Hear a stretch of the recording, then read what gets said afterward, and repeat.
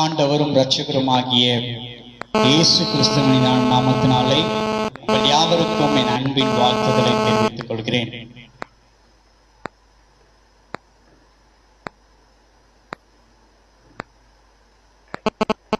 ஜெபம் செய்வோம்.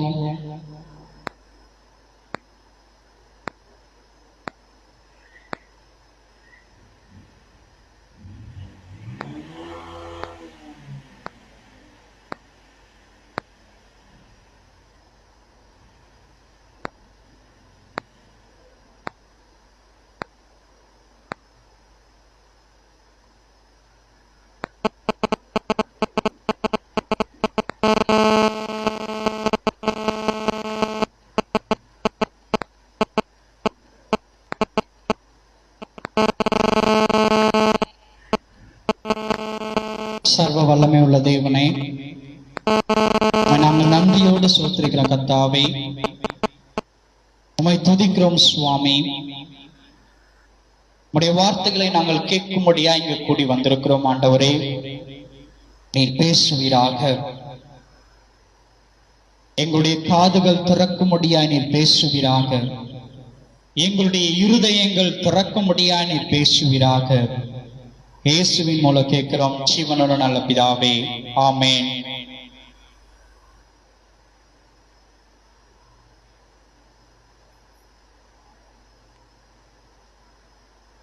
கிறிஸ்துவுக்குள் அருமையான தேவனுடைய ஜனமே, நாம் இன்றைக்கு தியானிக்கும்படியாய் தெரிந்து கொள்ளப்பட்டதான வேத பகுதி ஏசாயாவின் புஸ்தகம் 2ஆம் அதிகாரம் 22ஆம் வாக்கியம். ஏசாயா 2ஆம் அதிகாரம் 22ஆம் வாக்கியம். நாம் தியானிக்கும்படியாய் தெரிந்து கொள்ளப்பட்டதான தலைப்பு, நம்முடைய கண்கள் யாரை நோக்கி பார்க்கின்றது? நம்முடைய கண்கள் யாரை நோக்கி பார்க்கின்றது? எடுத்து வாசியுங்கள்.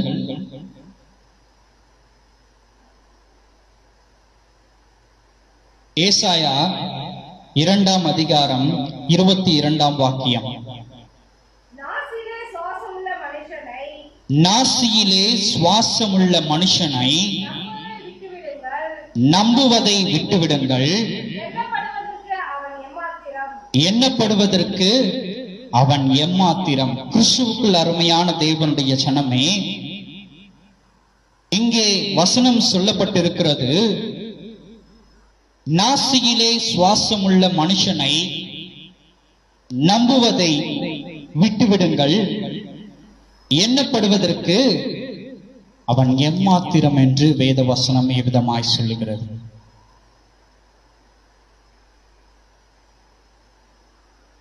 கிறிஸ்துவுக்குள் அருமையான தேவனுடைய ஜனமே, இன்றைய பொழுதிலே இந்த உலக வாழ்க்கையில்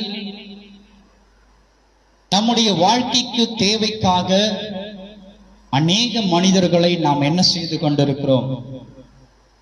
நம்பிக்கொண்டிருக்கிறோம். பல கட்டங்களிலே நாம் என்ன செய்கிறோம்? ஒரு உதாரணத்துக்கு சொல்லணும்னா, ஒரு கடன் வாங்குவதற்கு ஒரு நபரை நாம் சென்று கேட்டோம் என்றால் கடன் வாங்கக்கூடாது என்று வேதம் சொல்லுகிறது.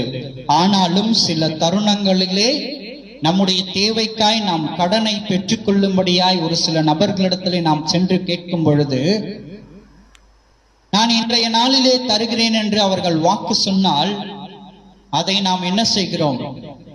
நம்பிக்கையோடு அவர்கள் தருவார்கள் என்று ஏற்றுக்கொள்ளுகிறோம். அது மாத்திரமல்லாமல் ஒரு சில நேரங்களிலே நம்முடைய வேலை ஸ்தலத்திலே நம்முடைய மூத்த அதிகாரி, உங்களுடைய வேலையிலே ஒரு பதவி உயர்வு உண்டு, சிறிது காலங்கள் நீங்கள் காத்திருக்க வேண்டும் என்று அவர் வாக்கு கொடுத்தார் என்றால் அதையும் நாம் என்ன செய்கிறோம்? நம்பி நம்முடைய வேலையை இன்னும் துரிதமாக செய்யவும் அதிகமாக செய்யவும் நாம் என்ன பண்ணுகிறோம்? பிரயாசப்படுகிறோம். எதற்காக? நமக்கு ஒரு பதவி உயர்வு கிடைக்க போகிறது என்று அந்த மனிதன் சொன்னதின் நிமித்தமாக அந்த மனிதனை நாம் நம்புகிறவர்களாய் காணப்படுகிறோம். அதே போல பல கட்டங்களிலே பல மனிதர்களை நம்முடைய வாழ்க்கையிலே அவர்கள் கொடுக்கிறதான வாக்குறுதிகளுக்கு அவர்கள் உண்மையாய் இருப்பார்கள் என்று நாம் என்ன செய்கிறோம்? அவர்களை உண்மையாய் நம்புகிறோம். எதற்கு?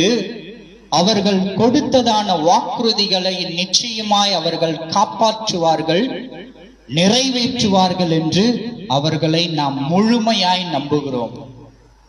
ஒரு சில நேரங்களிலே, ஒரு சில கட்டத்திலே ஒரு சில மனிதர்கள் கொடுத்ததான வாக்குறுதிகளை என்ன பண்ணுகிறார்கள்?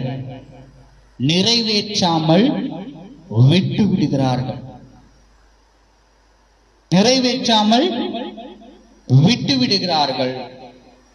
இன்றைக்கு இருக்கிறதான அரசியல்களிலே காணப்படுகிறதான ஒரு சில தலைவர்கள் கூட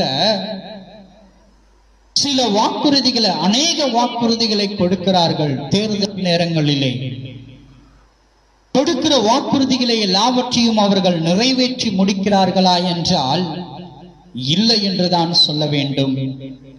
அதற்கு அவர்கள் பல காரணங்களை சொல்லுகிறார்கள்.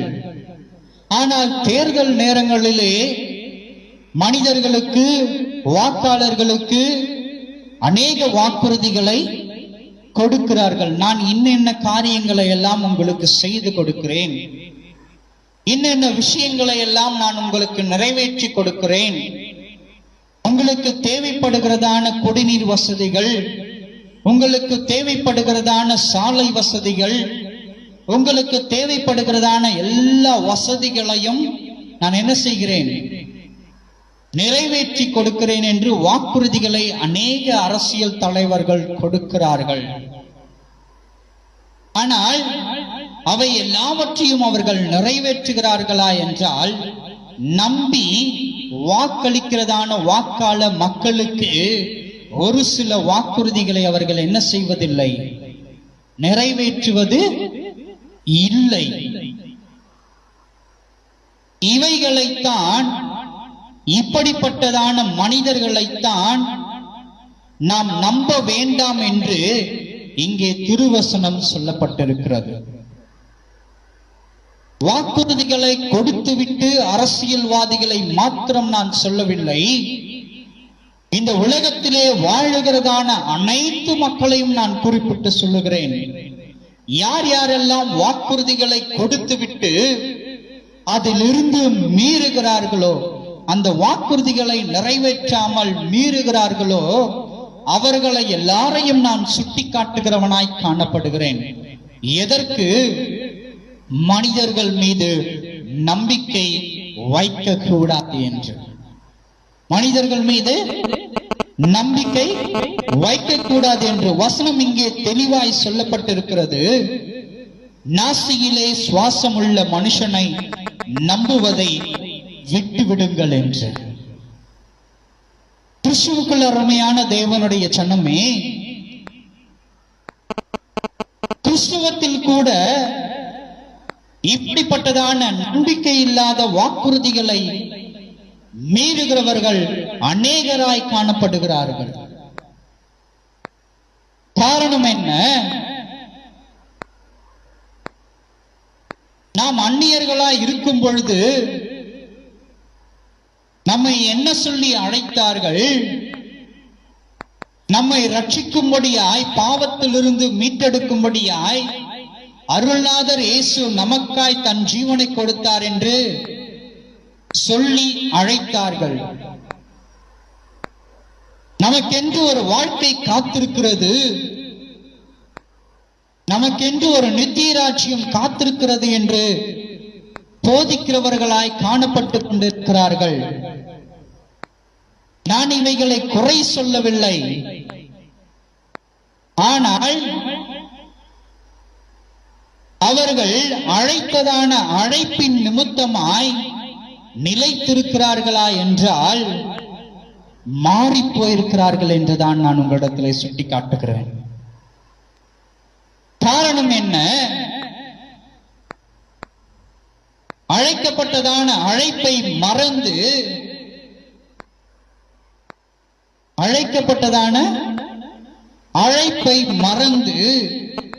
அழைக்கப்பட்டதின் அழைப்பு என்ன? ஒரு கூட்ட ஜனங்களை, அவர்கள் தெரிந்து கொண்டிருக்கிறதான ஜனங்களை நித்திய ராஜ்யத்தில் சேர்ப்பதற்கு வழிகாட்டுகிற வழிகாட்டியாய் இருக்க வேண்டும் என்பது தேவனுடைய அழைப்பு. ஊழியர்கள்னா எப்படிப்பட்டவங்க? இன்றைக்கு ஊழியம் செய்கிறதான ஊழியர்கள், போதகர்கள் எப்படிப்பட்டவர்கள்? நித்திய ராஜ்யத்துக்கு நாம் எப்படி செல்ல வேண்டும் என்று வழியை காண்பிக்கிறதான ஒரு வழிகாட்டிகள் தான் இந்த போதகர்களும் ஊழியக்காரர்களும் ஊழியம் செய்கிறவர்களும். ஆனால் நடக்கிறதான காரியம் இன்றைக்கு எப்படி மாற்றப்பட்டிருக்கிறது, எப்படி மாறி போயிருக்கிறது? ஊழியர்கள் எப்படி மாற்றப்பட்டிருக்கிறார்கள்?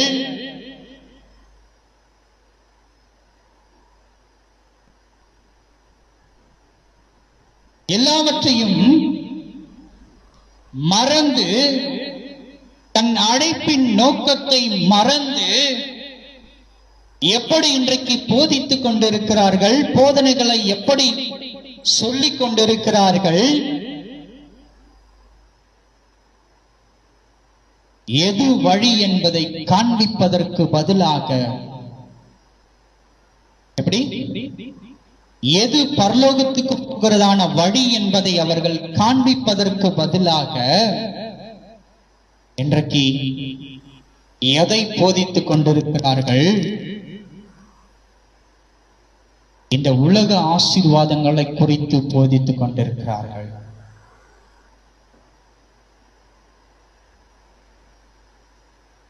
நாம் போகிறதான வழி இடுக்கமான வாசல் என்று வேதம் குறிப்பாய் சொல்லப்பட்டிருக்கிறது. இந்த இடுக்கமான வாசலிலே பிரவேசிக்கிறவன் அவன் எப்படி போக முடியும்? வருத்தத்தோட, பாடுகளோட, உபத்திரவங்களோட எல்லாவற்றையும் கடந்து விசுவாசம் உள்ள ஜெயவீரனாய் நீ கடந்து போனால் மாத்திரம்தான் ஜீவ ஒளியை கண்டடைந்து நித்திய ராஜ்யத்துக்குள்ளே பிரவேசிக்க முடியும் என்பது வேத வார்த்தை. ஆனால் இன்றைக்கு இதை போதிக்க மறந்ததான போதகர்கள் எப்படி போதித்துக் கொண்டிருக்கிறார்கள்? கேள், இந்த உலகத்தில் நான் ஆசீர்வாதமாய் வாழ வேண்டும் என்று நீ கேள். இந்த உலகத்தின் மேன்மைகளை நிரப்பப்பட்டவனாய் நான் தன்னுடைய வாழ்க்கையை நிறைவேற்ற வேண்டும் என்று கேள். இந்த உலகத்தின் சர்வ சௌகரியத்தோடு நான் வாழ்க்கையை ஜீவிக்க வேண்டும் என்று கேள் என்று நம்மை திசை திருப்பி வழிவிலக பண்ணி கொண்டிருக்கிறார்கள். இன்றைக்கு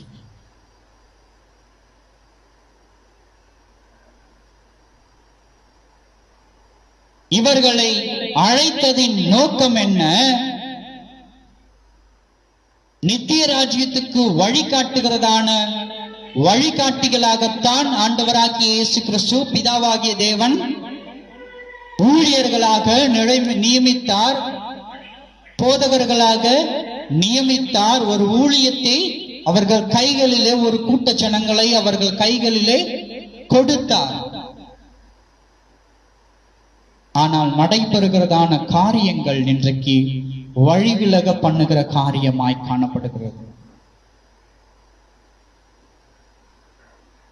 தேவனை துதிப்பதை காட்டிலும், தேவனை புகழ்வதை காட்டிலும் இன்றைக்கு திருச்சபைகள் எப்படிப்பட்டதாய் மாறி போயிருக்கிறது. தன்னை புகழ வேண்டும் என்று அநேக இன்றைக்கு எதிர்பார்க்கிறவர்களாய் காணப்படுகிறார். தான் போதிக்கிறதான போதனைகளை இன்றைக்கு ஒரு கூட்ட ஜனங்கள் பின்பற்ற வேண்டும் என்று முயற்சி செய்கிறதான போதகர்களாய் இன்றைக்கு மாறி போயிருக்கிறார்கள். கிறிஸ்துவுக்குள் அருமையான தேவனுடைய ஜனமே, வசனம் சொல்லுகிற விதமாய் நாசியில் சுவாசம் உள்ள மனுஷனை நம்புவதை விட்டுவிடுங்கள்.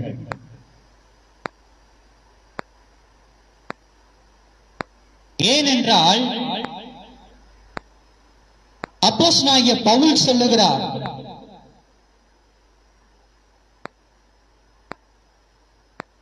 போதனைகள் கடந்து வரும் பொழுது எல்லா போதனைகளையும் அப்படியே நாம் நம்பாமல் ஏற்றுக்கொள்ளாமல் கருத்தாய் ஆராய்ந்து நலமானதை மாத்திரம் நாம் என்ன செய்ய வேண்டும் என்று எடுத்துக்கொள்ள வேண்டும் என்று அப்போஸ்தலனாகிய பவுல் சுட்டிக்காட்டுகிறவராய் காணப்படுகிறார். இன்றைக்கு அநேக போதகர்கள் போதனைகளை கொடுத்து கொண்டிருக்கிறார்கள். எல்லா போதனைகளும் கர்த்தரிடத்திலிருந்து கடந்து வருகிறதான போதனைகளா என்று நாம் என்ன செய்ய வேண்டும்? நிதானித்து அறிந்து கொள்ளுகிறவர்களாய் காணப்பட வேண்டும். இன்றைக்கு நாம் எப்படி கிறிஸ்துவை நாம் பின்பற்றி கொண்டிருக்கிறோம்? கண்மூடித்தனமாக நாம் கிறிஸ்துவை பின்பற்றி கொண்டிருக்கிறோம். கிறிஸ்துவை பின்பற்றி கொண்டிருக்கிறோம் என்று சொல்வதை காட்டிலும்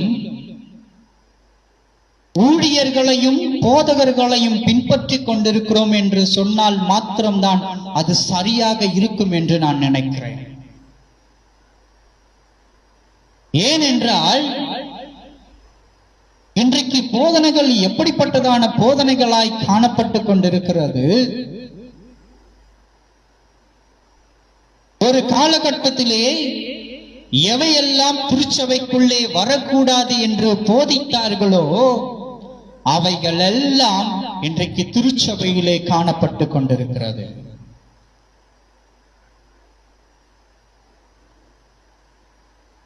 களியாட்டங்கள் திருச்சபையில் இருக்கக்கூடாது என்று போதித்ததான போதகர்கள் அன்றைய நாட்களிலே வாழ்ந்து கொண்டிருந்தார்கள்.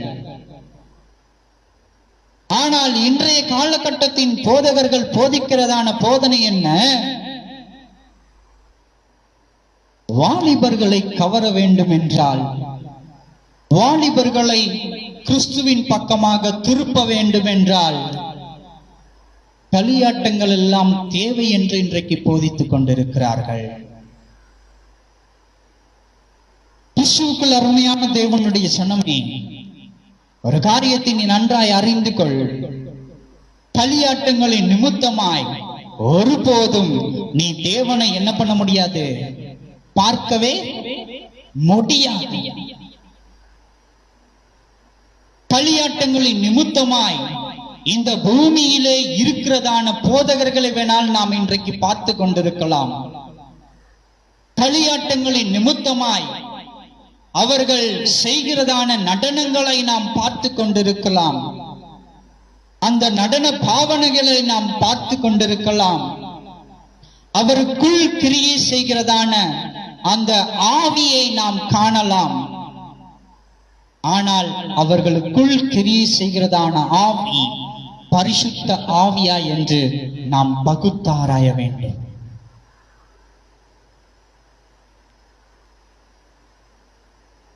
எனக்கு இதை சொல்லவே மிகவும் வருத்தமாய் அளிக்கக்கூடிய காரியமா இருக்கிறது. ஏனென்றால் இன்றைக்கு திருச்சபைகள் எல்லாம் கிறிஸ்துவனுடைய வழிகளை போதிப்பதற்கு மாற்றாக எதை போதித்துக் கொண்டிருக்கிறது? ஆசீர்வாதங்களை போதிக்கிறேன் என்று சொல்லி மனிதர்களை தவறான வழிக்கு நேராய் நடத்தி கொண்டிருக்கிறது, பிரவேசிக்க செய்து கொண்டிருக்கிறது.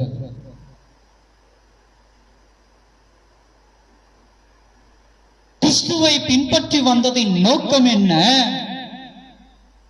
அவர் சொன்னதை நாம் நம்பி பின்பற்றி வந்தோம். அவர் என்ன சொன்னார்? நானே வழியும் சத்தியமும் ஜீவனுமாயிருக்கிறேன், என்னை அல்லாமல் ஒருவனும் என் பிதாவினிடத்துக்கு வரான் என்று ஆண்டவராகிய இயேசு கிறிஸ்து சொன்னார். அவரை நம்பி, அவருடைய வார்த்தைகளை நம்பி நாம் கிறிஸ்துவை பின்பற்றுவதற்கு பதிலாக இன்றைக்கு செய்து கொண்டிருக்கிறதான காரியம் என்ன? ஊழியர்களுடைய வார்த்தைகளை நம்பிக்கொண்டிருக்கிறோம். போதகர்கள் சொல்வதெல்லாம் வேத வாக்கு என்று நாம் நம்பிக்கொண்டிருக்கிறோம்.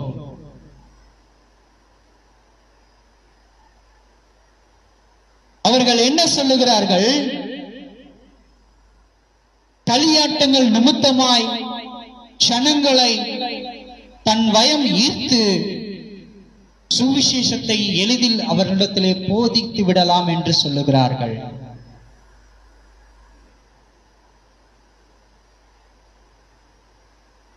கிறிஸ்துவுக்குள் அருமையான தேவனுடைய ஜனமே, நீங்கள் எந்த நோக்கத்தோட அவர்களை ஈர்க்கிறீர்களோ அந்த நோக்கத்தின் நிமித்தமாய் ஈர்க்கப்பட்டு உள்ளே வந்த அவர்கள் நீங்கள் சுவிசேஷத்தை போதிக்கப்படும் பொழுது நிச்சயமாய் ஒருபோதும் அந்த காதுகளிலே கேட்கப்பட மாட்டாது. ஏன்?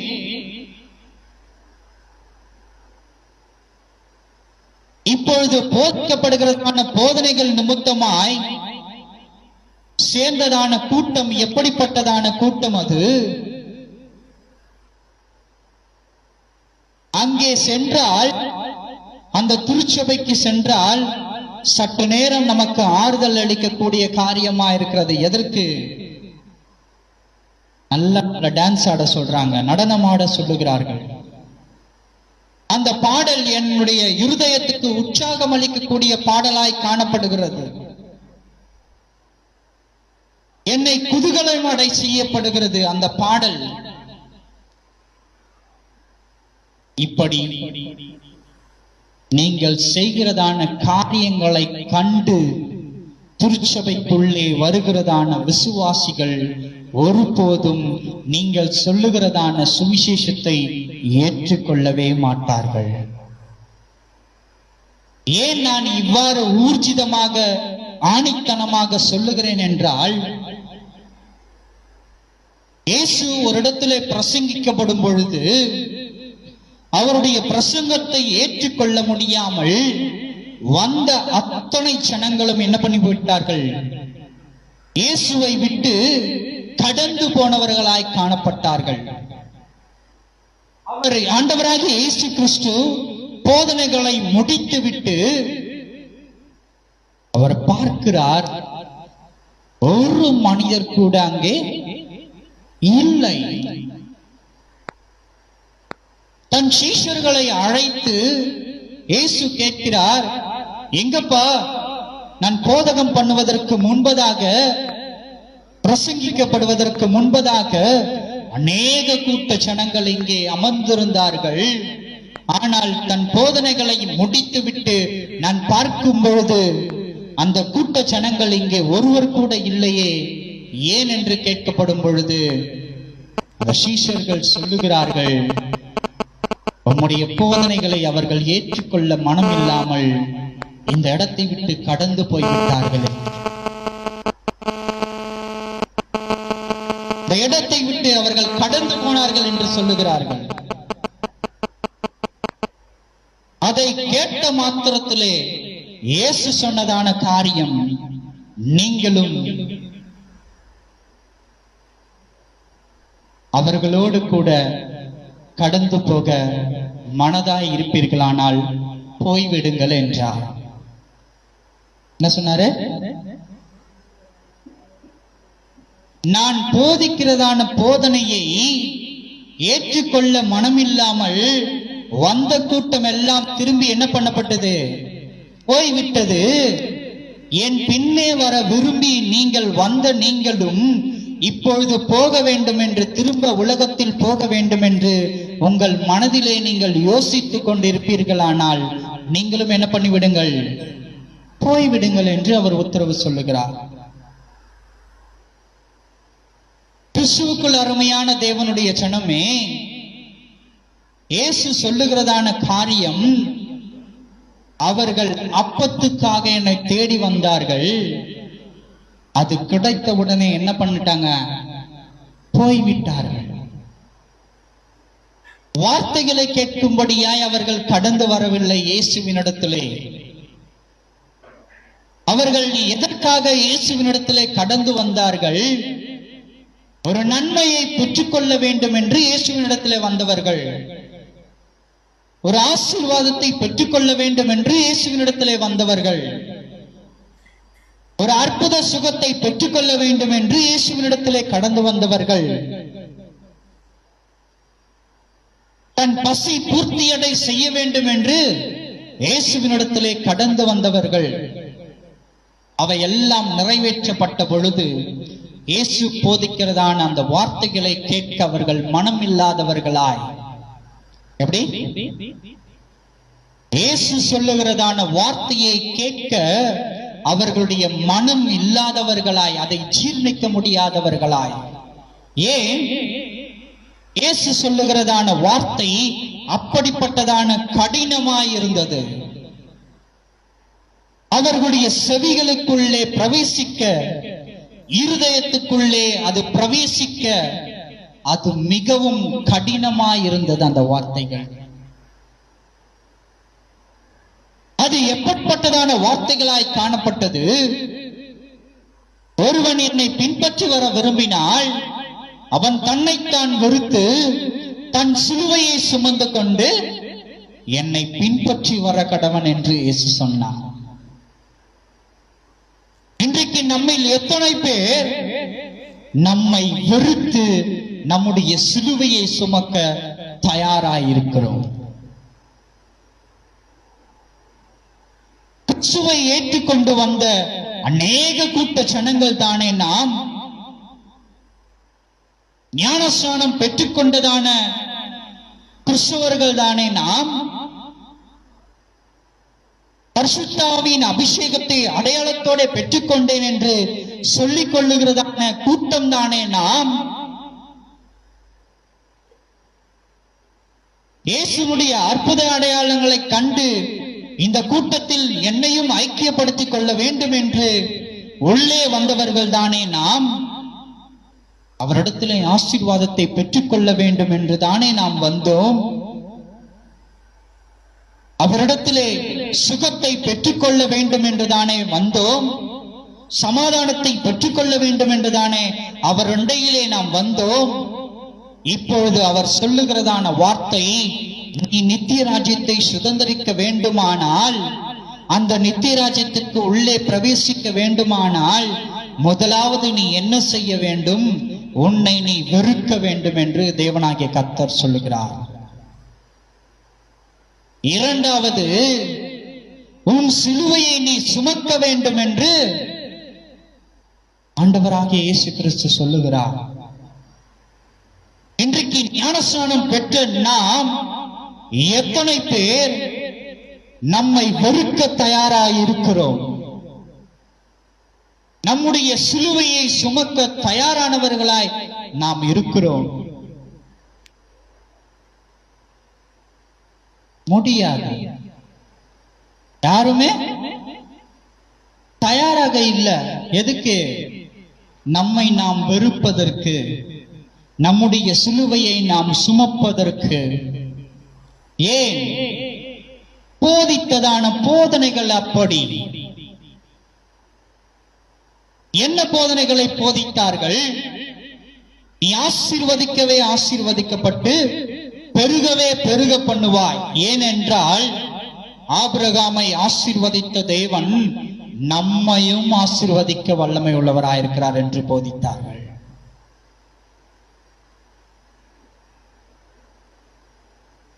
நீ ஆசீர்வாதத்தை சுதந்தரித்துக் கொள். போதனை எப்படிப்பட்டதாய் கடந்து உள்ளே வந்தது நம்ம இருதயத்துக்குள்ளே? நீ ராஜாவினுடைய பிள்ளை.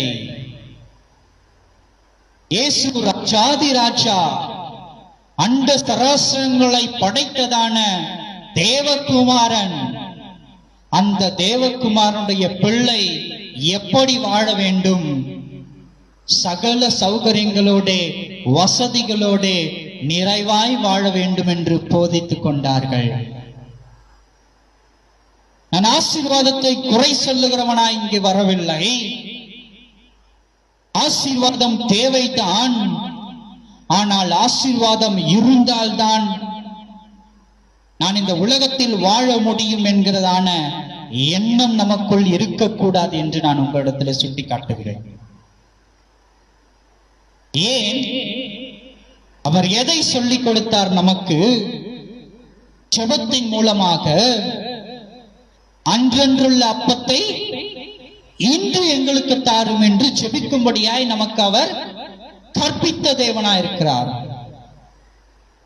அன்றன்றுள்ள அப்பத்தை, இன்றைக்கு என்ன தேவையோ அதை மாத்திரம் தேவனிடத்திலிருந்து பெற்றுக்கொள்ள வேண்டும் என்று அவர் எதிர்பார்க்கிற தேவனாயிருக்கிறார். இஸ்ரவேல் ஜனங்களுக்கு கூட அவர் சொன்னதான கட்டளை என்ன?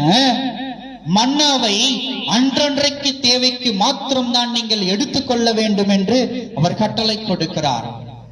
மறுநாளைக்கு எடுத்து வைத்தால் அந்த மன்னா எப்படிப்பட்டதாய் மாறி போய்விடும், புழுக்களாய் மாறி போய்விடும் என்று அவர் அன்றைய நாளிலே கட்டளை கொடுக்கிறார்.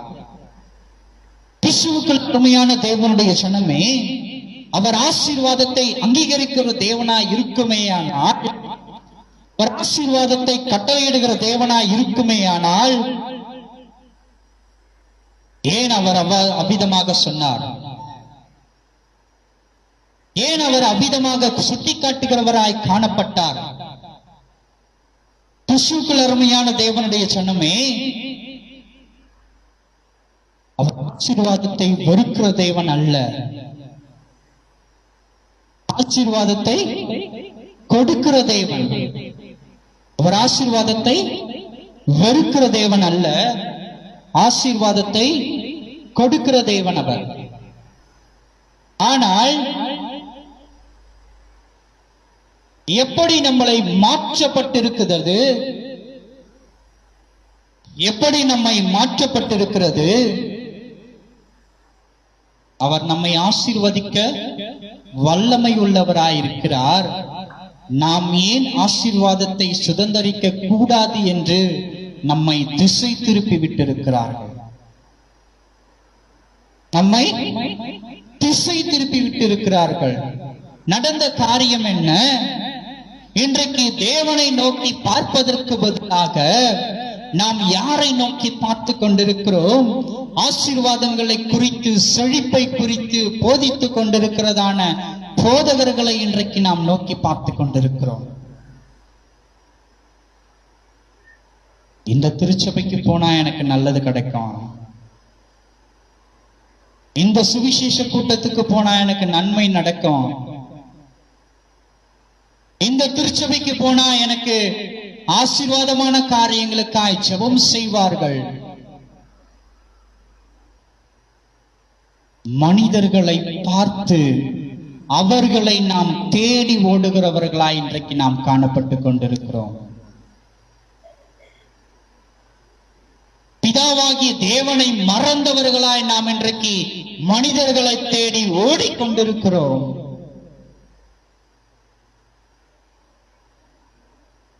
அந்த சர்வ வல்லமை உள்ள தேவனை தேட மறந்தவர்களாய் நாம் இன்றைக்கு காணப்பட்டு கொண்டிருக்கிறோம்.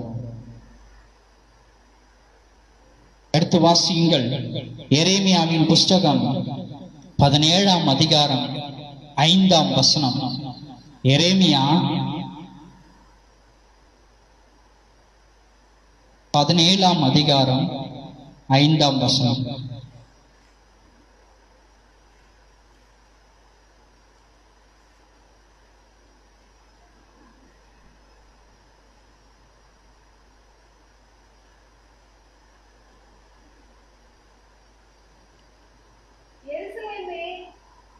பதினேழாம் அதிகாரம் 5ஆம் வசனம்.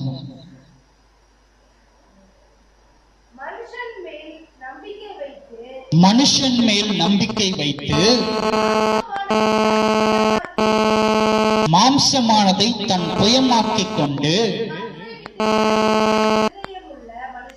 கர்த்தரை விட்டு விலகுகிற இருதயமுள்ள மனுஷன்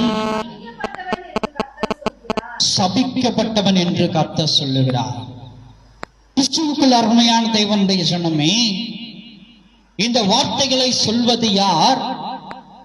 சபிக்கப்பட்ட மனுஷன் என்று இந்த வார்த்தைகளை சொல்வது யார்? தேவனாகிய கர்த்தரே இதை சொல்லுகிறார். அவர் என்ன சொல்லுகிறார்? மனுஷன் மேல் நம்பிக்கை வைத்து மாம்சமானதை தன் புயபலமாக்கிக் கொண்டு கர்த்தரை விட்டு விலகுகிற இருதயம் உள்ள மனுஷன். இன்றைக்கு நாம் யார் மேல் நம்பிக்கையுள்ளவர்களாய் வாழ்ந்து கொண்டிருக்கிறோம்? கிறிஸ்துவை பின்பற்றி கொண்டிருக்கிறோம்.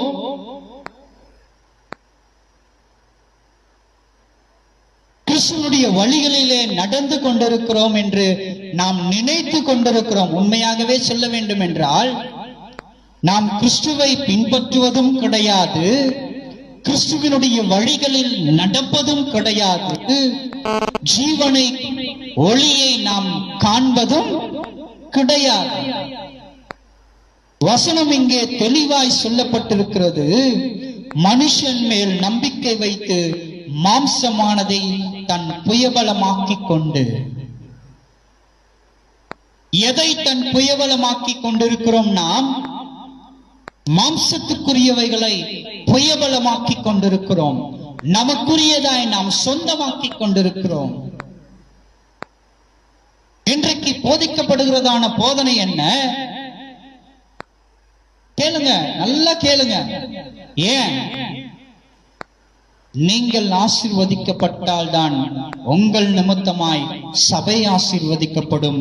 சபை ஆசீர்வதிக்கப்படும் பொழுது சபையை நடத்துகிறதான போதகர் ஆசீர்வதிக்கப்படுவார், ஊழியர் ஆசீர்வதிக்கப்படுவார். எதற்கு ஆசீர்வாதமான பிரசங்கங்களையே போதித்துக் கொண்டிருக்கிறார்கள்? நீங்கள் ஆசீர்வாதத்துக்குள்ளாய் கடந்து போனால் மட்டும்தான் என்ன பண்ணுவீங்க? அவங்களுக்கு நிறைய காணிக்கைகளை கொடுக்க முடியும். கொஞ்சம் யோசிச்சு பாருங்களா. நீங்க கிறிஸ்துவை உங்களை வெறுத்து உங்கள் சிலுவையை சுமந்து கொண்டு கிறிஸ்துவை பின்பற்றுவீர்களானால் நீங்கள் எப்படிப்பட்டவர்களாய் வாழ்ந்து கொண்டிருப்பீர்கள்? நீங்கள் எப்படிப்பட்டவர்களாய் வாழ்ந்து கொண்டிருப்பீர்கள்? போதும் என்கிறதான மனதுடனே கூட தெய்வ பக்தியிலே நீங்கள் வாழ்ந்து கொண்டிருப்பீர்கள். போதும் என்ற மனம் என்ன? இயேசு ஜெபத்திலே கற்பித்தது போல அன்றன்றுள்ள அப்பத்தை இன்று எங்களுக்கு தாரும் என்கிறதான அதை பின்பற்றுகிறவர்களாய் நாம் வாழ்ந்து கொண்டிருப்போம். என் தேவைக்கு போதும் என்கிறதான மனம் என்னிடத்திலே இருந்து கொண்டிருக்கும். எப்பொழுது தன்னைத்தான் வெறுத்து சிலுவையை சுமந்து கொண்டிருக்கும் பொழுது, இப்படி தன்னைத்தான் வெறுத்து தன் சிலுவையை சுமந்து கொண்டிருப்பீர்களானால் நீங்க என்ன பண்ண முடியாது? நீங்க என்ன பண்ண முடியாது?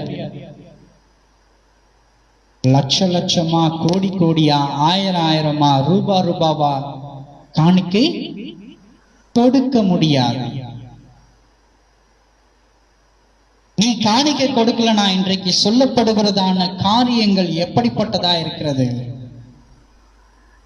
நீங்க காணிக்கை கொடுக்கலனா எப்படி ஊதியம் நடக்கும் என்று கேட்கிறார்கள்.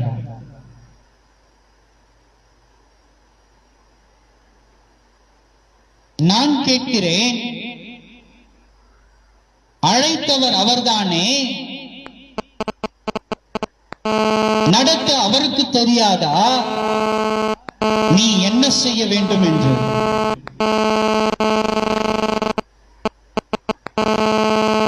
அவர் அழைத்தார் என்று தானே நாம் ஊழியத்தை கையில் எடுத்துக்கொண்டு ஒரு கூட்ட ஜனங்களை நாம் ஆதாயப்படுத்துகிறோம். எதற்கு? இயேசுவை பின்பற்ற வேண்டும் என்று நாம் ஆதாயப்படுத்துகிறோம். ஆனால் பின் நாட்களிலே எப்படி மாற்றப்படுகிறது? எனக்கு கேட்கலங்க, ஊழியத்துக்கு நான் கேட்கிறேன். எனக்கு நான் கேட்கல, ஊழியத்துக்கு கேட்கிறேன். ஊழியத்துக்கு கொடுத்தாதானே ஊழியம் வளரும். அழைத்தவர் உண்மை உள்ளவர் என்றால் உன்னை நடத்தவும் அவர் உண்மையுள்ளவர்.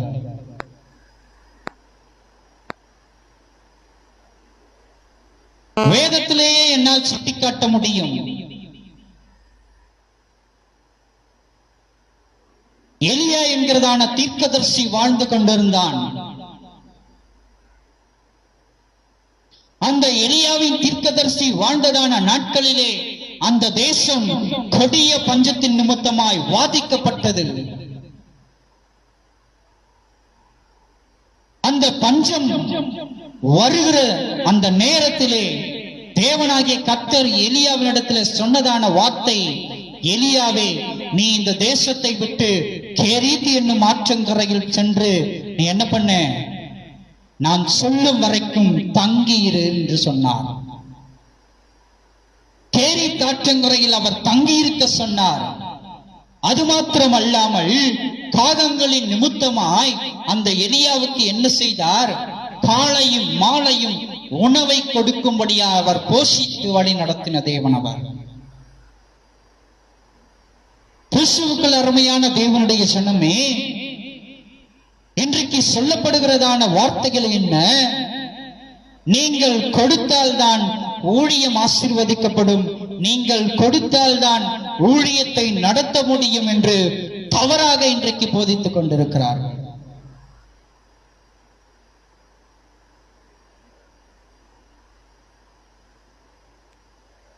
அழைத்தவர் அவர் என்றால் உன் ஊழியத்தை நடத்தவும் அவரால் முடியும், உன்னை போஷிக்கவும் அவரால் முடியும்.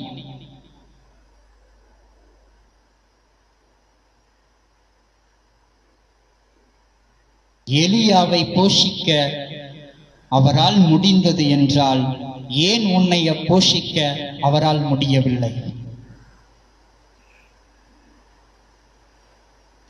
ஏன் அவரால் உன்னை போஷிக்க முடியவில்லை? காரணம் என்ன? எலியா அவர் வார்த்தைகளின்படி கீழ்ப்படிந்த ஒரு மனிதன். எலியா அவர் சொல்வதை எல்லாவற்றையும் கேட்டு அப்படியே செய்ததான, கடைபிடித்ததான ஒரு மனிதன் எலியா. ஆனால் இன்றைக்கு இருக்கிறதான ஊழியங்கள் கர்த்தருடைய வார்த்தையின்படி நடப்பிக்கப்படுகிறதா என்றால் இல்லை என்றுதான் சொல்ல வேண்டும். மிகவும் வருத்தம் அளிக்கக்கூடியதா இருக்கிறது. சபையில் களியாட்டம், சபையில் பாட்டு, டான்ஸ், திரைப்பட பாடல்கள், விசில். இதுவா தேவ ஆராதனை? இதுவா தேவனை பிரியப்படுத்துகிறதான ஆராதனை? வசனம் சொல்லுகிறது, இன்றைக்கு நாம் எப்படிப்பட்டவர்களா இருக்கிறோம்? இப்படிப்பட்ட மனிதர்களை தேடி தேடி அவர்கள் சொல்லுகிறதான போதனைகள் உண்மை என்று நாம் நம்புகிறவர்களா இன்றைக்கு மாறி போயிருக்கிறோம். எதற்கு? கண்களின் இச்சையின் நிமித்தமாய், கண்கள் காண்கிறதான அந்த நடன பாவனைகள் நிமித்தமாய் ஈர்க்கப்பட்டவர்களாய், கண்களின் இச்சை, மாம்சத்தின் இச்சை, தன் மாம்சத்துக்கு சற்று நேரம் இளைப்பாறுதல் கிடைக்கும் என்று, சற்று நேரம் என்னை மகிழ்விக்க கூடும் என்று அந்த திருச்சபைக்கு நாம் ஓடிக்கொண்டிருக்கிறோம். அந்த மனிதரை தேடி நாம் ஓடிக்கொண்டிருக்கிறோம். அவன் என்ன பொதிச்சாலும் சரி, சினிமா பாட்டே பாடினா கூட அது தேவனிடத்திலிருந்து கடந்து வந்தது என்று அவன் போதித்தாலும் அதை ஏற்றுக்கொள்ளுகிற மனிதர்களாகத்தானே இன்றைக்கு வாழ்ந்து கொண்டிருக்கிறோம் நாம். இது எப்படி, எத்தனை ஒரு வேதனை அளிக்கக்கூடிய காரியம்.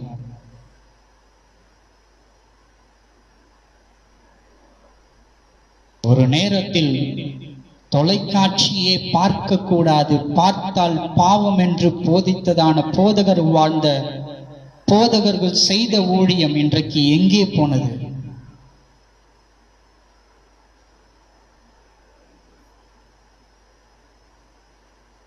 டிவி பார்த்தாவே பாவம், உன்னால் பரலோகத்தில் பிரவேசிக்க முடியாது என்று போதித்ததான போதகர்கள், அதை கேட்டு ரட்சிக்கப்பட்டதான விசுவாசிகள், எங்கே போனது அந்த வார்த்தைகள்? இன்றைக்கு திரை இசை பாடல்கள் திருச்சபைக்குள்ளே வந்துவிட்டது.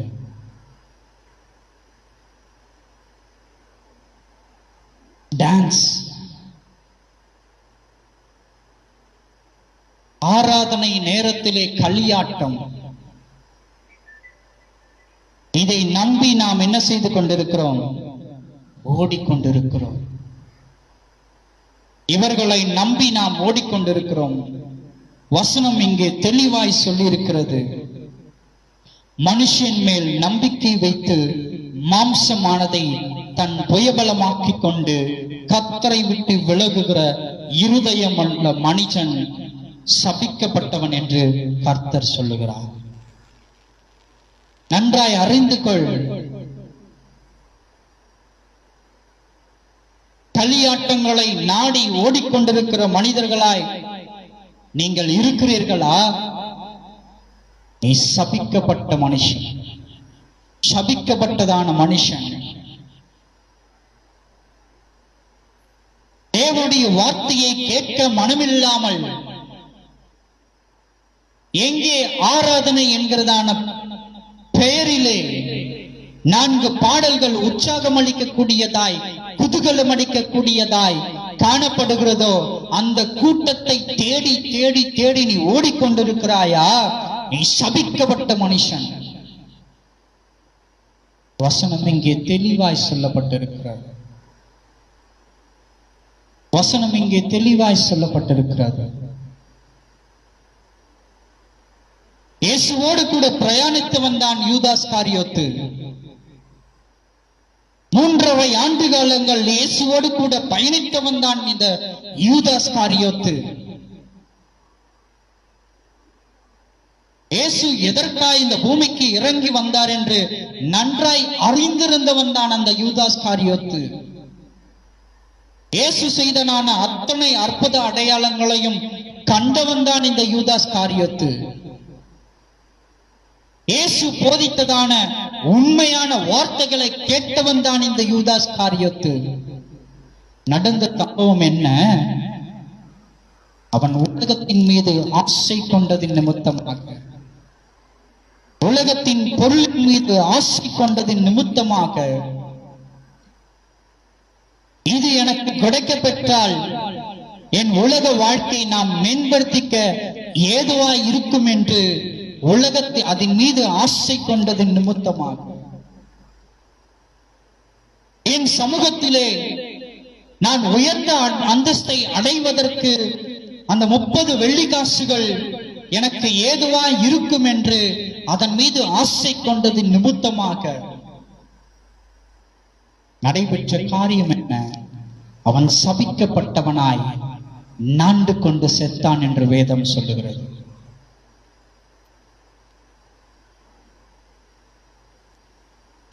அருமையான தேவனுடைய ஜனமே, நீ நன்றாய் அறிந்து கொள். யூதாஸ் காரியோத்து இயேசுவோடு கூட வாழ்ந்த மனிதன். நம்முடைய பாஷையில சொல்லணும்னா, இயேசுவோடு கூட படுத்து, இயேசுவோடு கூட எந்திரிச்சு, இயேசுவோடு கூட நடந்து, இயேசுவோடு கூட தன் வாழ்க்கையை நகர்த்தி கொண்டிருந்த மனிதன் இந்த யூதாஸ் காரியோத்து.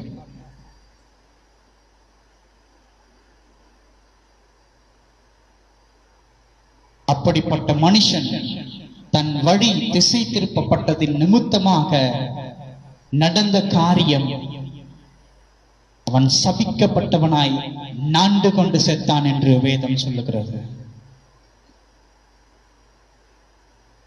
இந்த யூதாஸ் காரியத்தை போல நீயும் இயேசுவை நன்றாய் அறிந்திருக்கிறார். இன்னும் ஒரு படி மேல சொல்லணும்னா, யூதாஸ் காரியோத்தாவது 3 வருஷம் தான் இயேசுவை அறிந்திருந்தான். ஆனால் நீங்களும் நானும் அதற்கு மேலாகவே. ஏனென்றால் நிறைய பேர் இன்னைக்கு சொல்றாங்க, என்ன சொல்றாங்க, நாங்க தலைமுறையா கிறிஸ்தவங்க, என் தாத்தா பாட்டி எல்லாம் கிறிஸ்தவங்க, நான் 10 வருஷமா கிறிஸ்தவன், நான் 20 வருஷமா கிறிஸ்தவன், நான் 5 வருஷமா கிறிஸ்தவன். ஆனா எங்கே ஓடிக்கொண்டிருக்கிறாய்?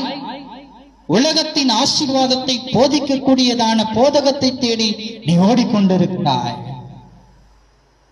நயங்காட்டி இடுக்கிறதான போதகத்தை தேடி என்ன பண்ணி கொண்டிருக்கிறாய்?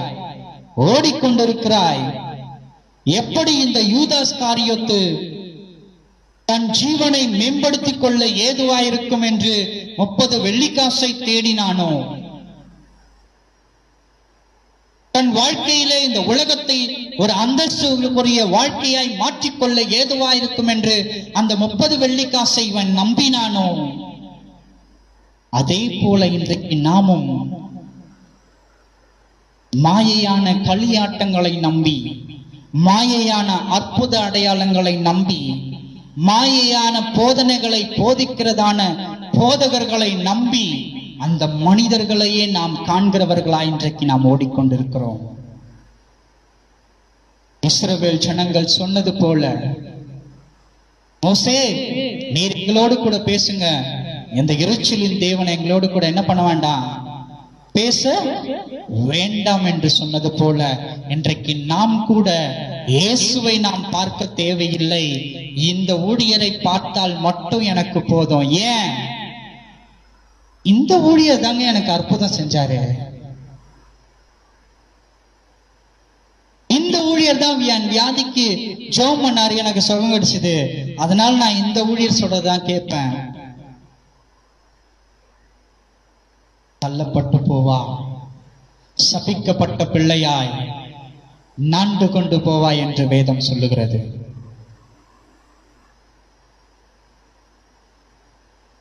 சபிக்கப்படாதபடிக்கு நீ எச்சரிக்கையாய் இருக்க வேண்டும் என்றால் இயேசுவை நோக்கி பார்க்கிற பிள்ளையாய் நீ உன்னை மாற்ற வேண்டும். தேவனை நோக்கி பார்க்கிற பிள்ளையாய் நீ மாற்றப்பட வேண்டும். ஊழியர்களுக்கும் எப்படிப்பட்டவர்களாய் நீங்கள் இருக்க வேண்டும்? நயங்காட்டுகிற ஊழியர்களாய் அல்லாமல் வேதத்தின் ரகசியங்களை உள்ளதை உள்ளதென்றும் இல்லதை இல்லதென்றும் போதிக்கக்கூடியதான போதகர்களாய் நீங்கள் மாற்றப்பட வேண்டும். இயேசுவை போல அவர்கள் ஏற்றுக்கொண்டாலும் ஏற்றுக்கொள்ளாமல் போனாலும் சரி, நான் போதிக்கிறதான போதனை உண்மையும் உத்தமம் என்று போதிக்கிற போதனையாய் நம்முடைய போதனை காணப்பட வேண்டும். நீ ஏற்றுக்கொள்வாயானால் நித்திய ராஜ்யத்தை உன்னால் சுதந்திரிக்க முடியும். நீ தள்ளப்படுவாயானால் அந்த வார்த்தைகளை எல்லாம் உன்னால் நித்திய ராஜ்யத்தை சுதந்திரிக்க முடியாது என்று திட்டவட்டமாய் போதிக்கிற போதனைகளாய் இன்றைக்கு காணப்பட வேண்டும். வசனம் இங்கே தெளிவாய் சொல்லப்பட்டிருக்கிறது.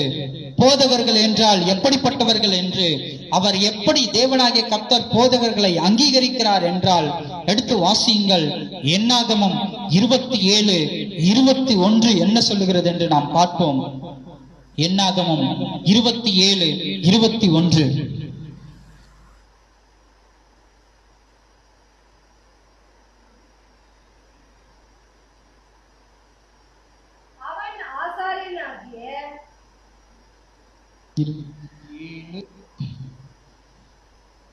வாசிங்க.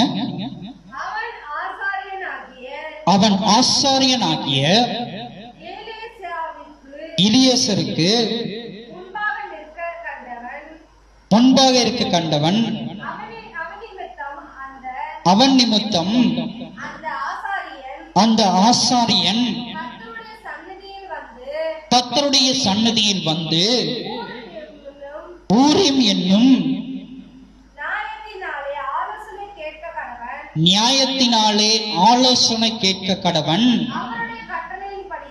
அவருடைய கட்டளையின்படியே அவனும் அவனோட கூட இஸ்ரவேல் புத்திரராகிய சபையார் எல்லாரும் போகவும் அவருடைய கட்டளையின்படியே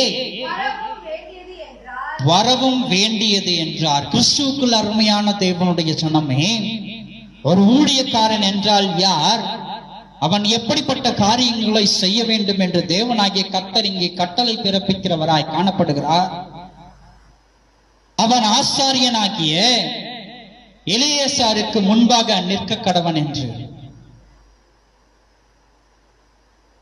அவன் ஆசாரியனாகிய எலியேசருக்கு முன்பாக நிற்க கடவான் என்று.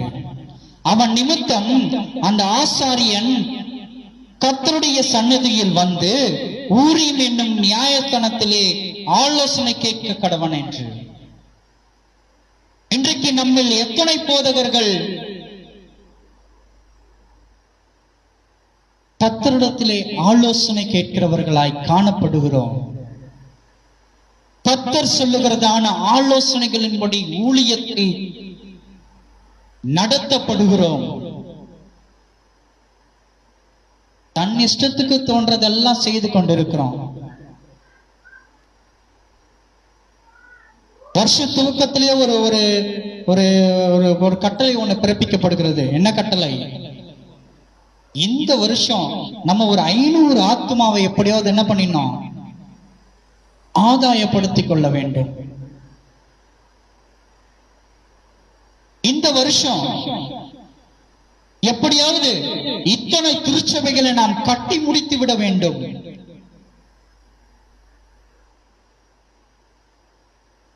நான் கேட்பதெல்லாம் ஒரே ஒரு கேள்விதான்.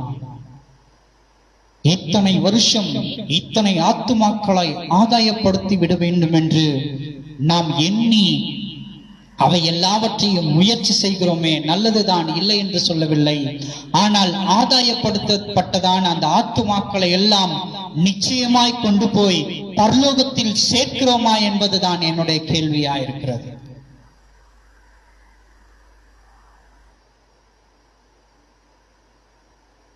அநேக ஆத்துமாக்களை நாம் ஆதாயப்படுத்துகிறவர்களாய் காணப்படுகிறோம். நல்ல விஷயம், நல்லது. நிச்சயமாகவே நான் அதை அங்கீகரிக்கிறேன், ஏற்றுக்கொள்ளுகிறேன். ஆனால் ஆதாயப்படுத்துகிறதான அத்தனை ஆத்துமாக்களும் நித்திய ராஜ்யத்தில் கொண்டு போய் சேர்க்கப்படுகிறதா என்றால் இல்லைதானே?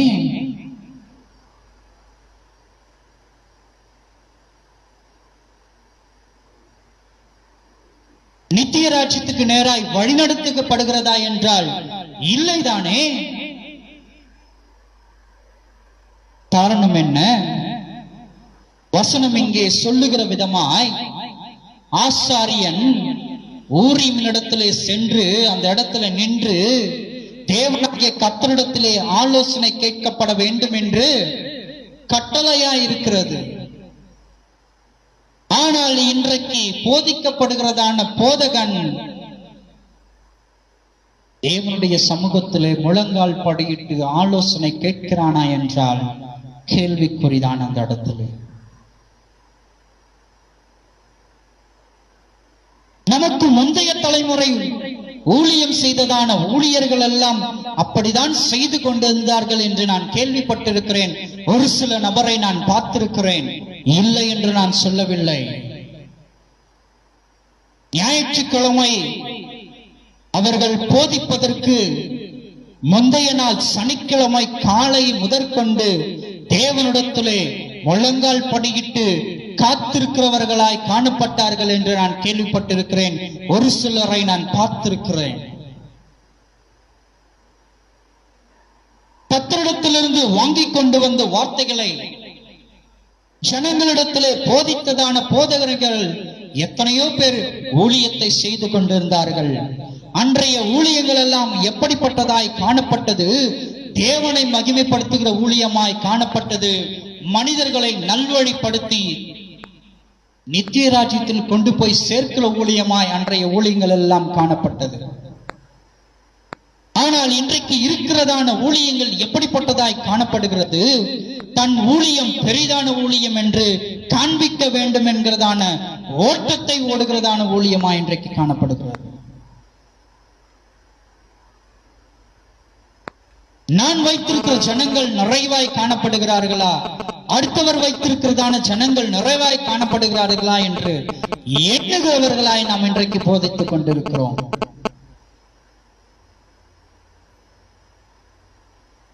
இன்றைய ஊழியம் நோக்கி ஓடிக்கொண்டிருக்கிறது. கிறிஸ்துவின் வழிகளை போதிக்கிறதான ஊழியமா இன்றைக்கு ஓடிக்கொண்டிருக்கிறதா, அல்லது என் ஊழியம் பெரிது, நான் தான் பெரியவன் என்று தன்னை காண்பித்துக் கொள்ளுகிறவனாய், பிரகடனப்படுத்திக் கொள்ளுகிறவனாய் இன்றைக்கு காணப்பட்டுக் கொண்டிருக்கிறானா?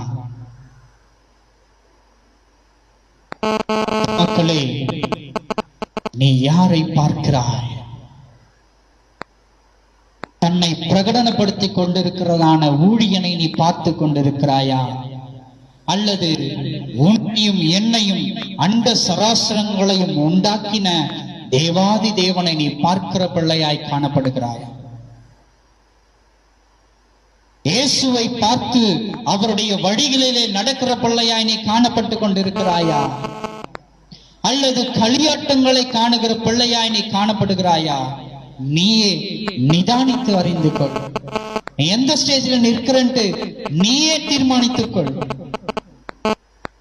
நீ ஊழியத்தையும் ஊழியர்களையும் பார்க்கிறாயா, தேவனையும் இயேசுவையும் பார்க்கிறாயா என்று நீ எந்த ஸ்டேஜில் நிற்கிற நீயே தீர்மானிச்சு.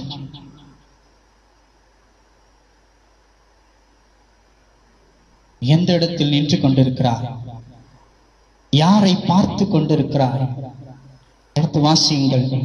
ஆமோஸின் புஸ்தகம் 5ஆம் அதிகாரம் 4ஆம் வசனம். ஆமோஸ் 5:4.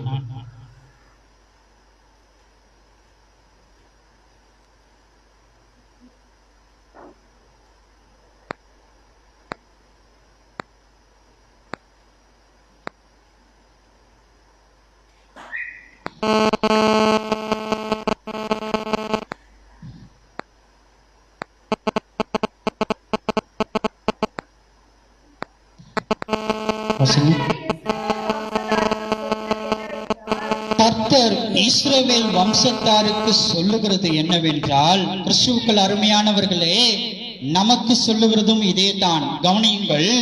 கர்த்தர் இஸ்ரவேல் வம்சத்தாருக்கு சொல்லுகிறது என்னவென்றால், என்னை தேடுங்கள், அப்பொழுது பிழைப்பீர்கள்.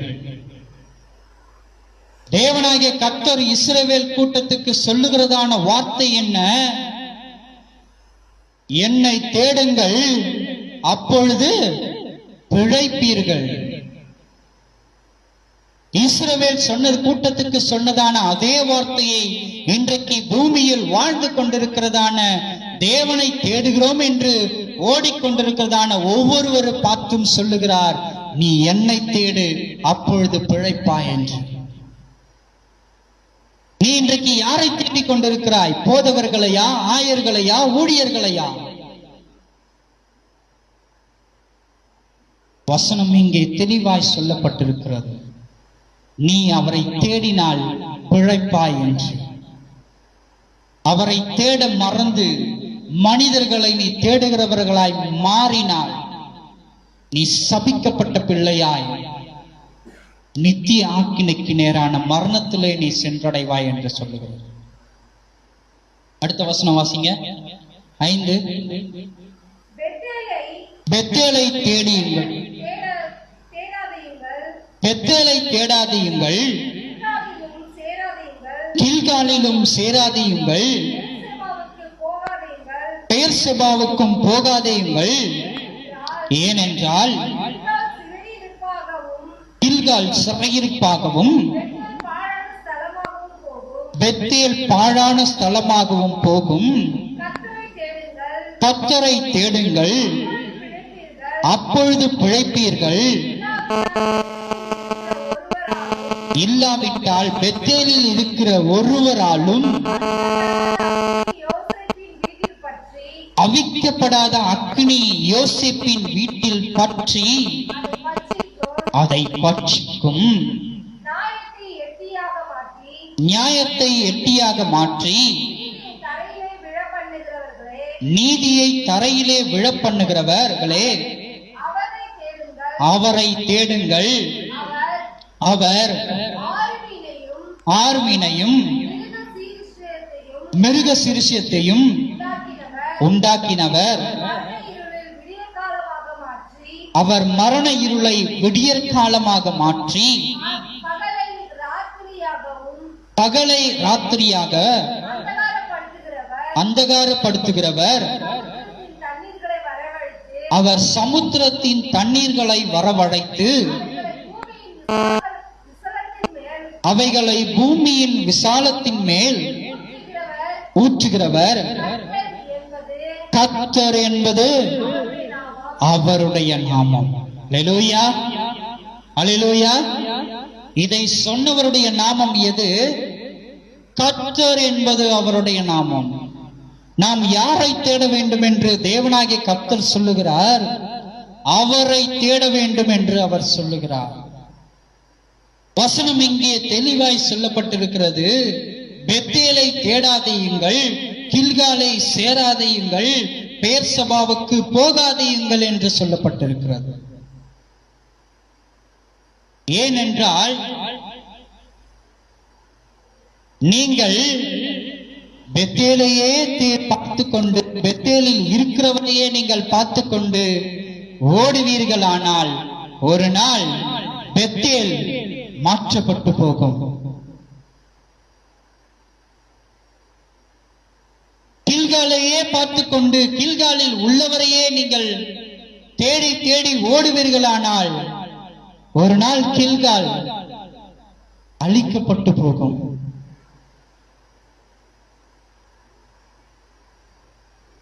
பெயர்சபாவுக்கு நீங்கள் ஓடி போவீர்களானால் பெயர்சபா ஒரு நாள் நிர்மூலமாக்கப்பட்டு போகவும் வாய்ப்பு உள்ளது.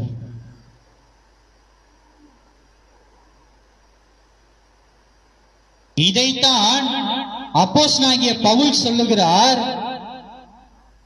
போதிக்கப்படுகிறதான எல்லா போதனைகளையும் அப்படியே ஏற்றுக்கொள்ளாமல் அவரையும் சேர்த்து உட்பட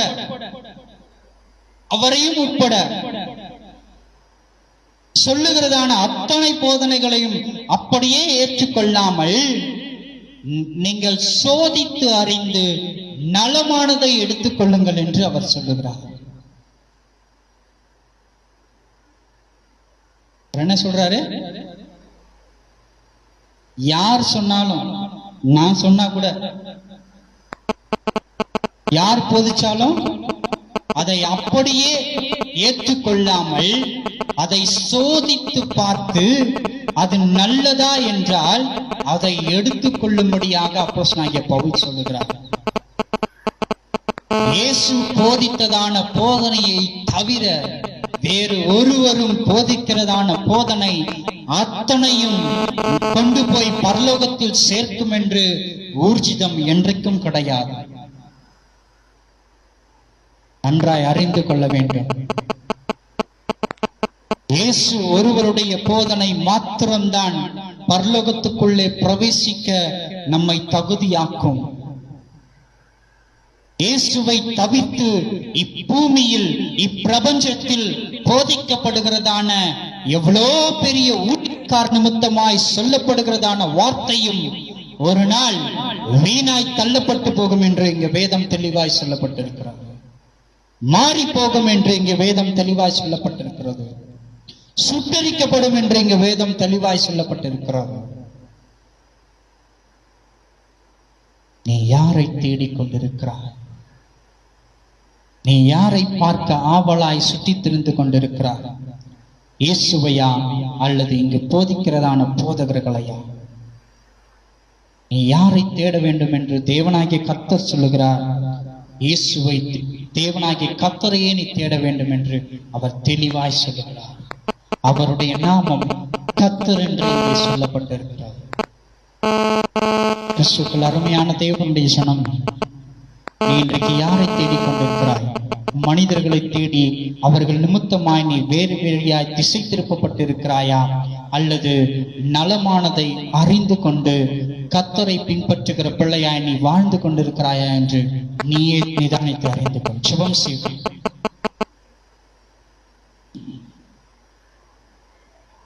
மகிமை உள்ள தேவனே, உம்மை நாங்கள் நன்றியோடு ஸ்தோத்திரிக்கிறோம். கர்த்தாவே, உம்மை துதிக்கிறோம், உம்மை போற்றுகிறோம், உம்மை புகழுகிறோம் சுவாமி. அப்பா, எங்களுடைய கண்கள் இந்த மனிதர்களை காணாதபடிக்கு உம்முடைய பக்கமாய் திரும்ப நீர் கிருபை அருளச் செய்வீராக சுவாமி. மனிதர்கள் செய்கிறதான அற்புத அடையாளங்கள் நிமித்தமாய் நாங்கள் வஞ்சிக்கப்பட்டு போகாதபடிக்கு, மனிதர்கள் செய்வதான கிரியைகள் நிமித்தமாய் நாங்கள் சோதிக்கப்பட்டு போகாதபடிக்கு, வேற வழியாய் திசை மாறி வேற இடத்துக்கு போகாதபடிக்கு சுவாமி, நித்திய ராஜ்யத்தை நாங்கள் சுதந்திரிக்க இயேசுவினுடைய வழிகளை நாங்கள் பின்பற்ற உம்முடைய வார்த்தைகளை நீர் எங்களுக்கு கொடுப்பீராக. நாங்கள் உம்மை பார்க்கிறவர்களாய் எங்களை ஒப்புக் கொடுக்கிறோம் ஆண்டவரே. இத்தனை ஆண்டு காலங்களும் இத்தனை காலங்களும் எங்கள் கண்கள் குருடாக்கப்பட்டவர்களாய், செவிகளிலே செவிடாக்கப்பட்டவர்களாய், ஒரே காரியத்தை மாத்திரம் நாங்கள் பார்த்து கொண்டு, ஒரே வார்த்தைகளை மாத்திரம் நாங்கள் கேட்டுக்கொண்டு, அதுதான் உண்மை என்று நாங்கள் ஓடிக்கொண்டிருந்தோம் சுவாமி. ஆனால் எது உண்மை என்பதை நாங்கள் அறிந்து கொண்டோம். உம்முடைய வேதத்தில் உள்ள வார்த்தைகள் தான் உண்மை என்பதை நாங்கள் அறிந்து கொண்டோம் ஆண்டவரே. நீர் வாழ்ந்து சென்றதான வழிகள் தான் உண்மையான வழிகள் என்பதை நாங்கள் தெரிந்து கொண்டோம் சுவாமி. அதையே நாங்கள் பின்பற்ற அவளாயிருக்கிறோம் ஐயா. எங்களை நீர் வழி நடத்துவீராக. உம்முடைய வழிகளிலே நாங்கள் பிரவேசிக்க, நாங்கள் நடக்க நீர் எங்களை கரம் பிடித்து வழி நடத்துவீராக ஆண்டவரே. எங்களுக்கு முன்பதாய் உம்முடைய சமூகம் செல்வதாக சுவாமி. தெய்வீக பிரசனம் எங்களோடு கூட இருந்து எங்களை வழி நடத்தட்டும். இயேசுவின் மூலம் கேட்கிறோம் ஜீவனுள்ள நல்ல பிதாவே, ஆமேன். ஆமாம்.